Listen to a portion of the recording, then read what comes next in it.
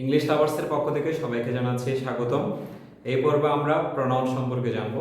দেখো, যদি প্রথমে বলতে যাই প্রনাউন কাকে বলে, নাউনের পরিবর্তে যা বসে তার সবগুলোই হলো প্রনাউন।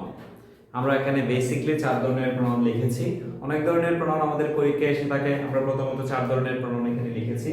একটা হলো সাবজেক্টিভ, আর একটা হলো অবজেক্টিভ, পসেসিভ এবং রিফ্লেক্সিভ প্রনাউন। সাবজেক্টিভ প্রনাউনগুলো কি দেখো, যারা বাক্যের শুরুতে বসে, আর অবজেক্টিভ এরা বাক্যের শেষে বসে অথবা ভার্বের শেষে বসে। পসেসিভ গুলো নাউনের আগে বসে। পসেসিভ গুলো কোথায়? নাউনের আগে বসে, মালিকানা বোঝায়। আর রিফ্লেক্সিভ বসে বাক্যে জোর বোঝাতে। বাক্যে কি বোঝাতে? জোর দিতে, বাক্যে জোর সৃষ্টি করতে পসেসিভ প্রনাউন গুলো বসে। তাহলে প্রথমে দেখো subjective pronoun. I, he, she, that, we, it, you, এরা হলো সাবজেক্টিভ প্রনাউন। এরা সবসময় বাক্যের শুরুতে বসবে। যেমন আই মাই স্টুডেন্ট, আইটা কোথায় বসেছে? বাক্যের শুরুতে। হি ইজ এ বয়, হিটা কোথায় বসেছে? বাক্যের শুরুতে বসেছে। আই এম এ স্টুডেন্ট, আইটা কোথায় বসেছে? বাক্যের শুরুতে বসেছে। তাহলে সাবজেক্টিভ প্রনাউন সবসময় বাক্যের শুরুতে বসবে। আর অবজেক্টিভ প্রনাউন গুলো বাক্যের শেষে অথবা ভার্বের শেষে বসবে। যেমন এখানে একটা উদাহরণ দিয়েছে, দেখো, he gave me a pen.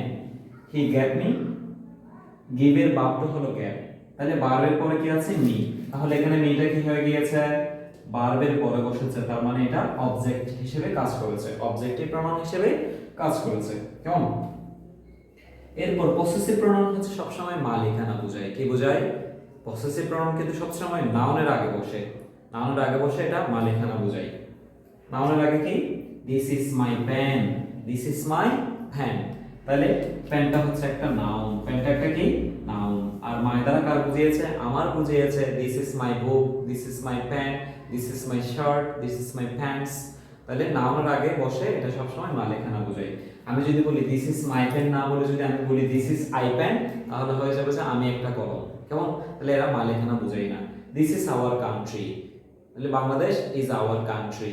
যদি এটা না বলে বলি বাংলাদেশ ইজ উই কান্ট্রি, তাহলে বাক্য মিলছে না, হয়ে যাবে আমরা দেশ।